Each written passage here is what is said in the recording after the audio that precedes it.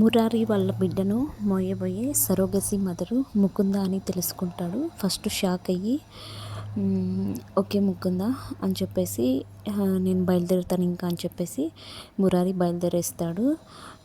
బయట ఆలోచిస్తూ ఈ విషయం కృష్ణకు వెంటనే చెప్పాలి, తను కూడా చాలా సంతోషిస్తుంది అని చెప్పేసి ఫోన్ తీస్తాడు. వద్దులే ఇప్పుడే చెప్తే తను ఎలా సర్ప్రైజ్ అవుతుంది, ఇంటికి వెళ్ళి చెప్తే తను సర్ప్రైజ్గా హ్యాపీగా ఫీల్ అవుతుంది అని చెప్పేసి అనుకొని బయలుదేరుతూ ఉంటాడు. ఇంతలో ముకుంద తన బిడ్డను మోయబోయేది నేనే అని తెలిసి కూడా ఇంటి దగ్గర దిగి పెడతాను రా అని చెప్పేసి తనతో పాటు తీసుకొని పోకుండా నన్ను ఒంటరిగా వదిలేసి వెళ్తున్నాడు చూడు అని చెప్పేసి అనుకుంటూ ఉంటాడు.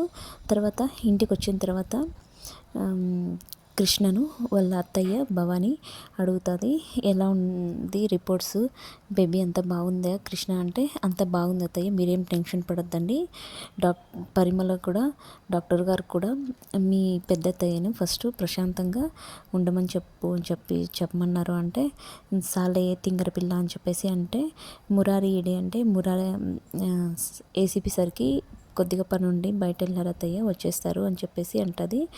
అప్పుడు భవానీ కోప్పడుతుంది, ఒంటరిగా ఎలా పంపిస్తాడు, ప్రెగ్నెన్సీతో ఉన్నప్పుడు క్యాబ్లో ఎలా పంపిస్తాడు అని కోప్పడుతుంది. తర్వాత మరుసటి రోజు అయితే భవానీ వాళ్ళ ఫ్రెండ్ అమెరికా నుంచి వస్తుంది. తను ఒక పెద్ద డాక్టరు, వాళ్ళ పిల్లల్ని చూడడానికి వస్తే భవానీ కృష్ణను చెకప్ చేయడానికి ఇంటికి రమ్మంటుంది.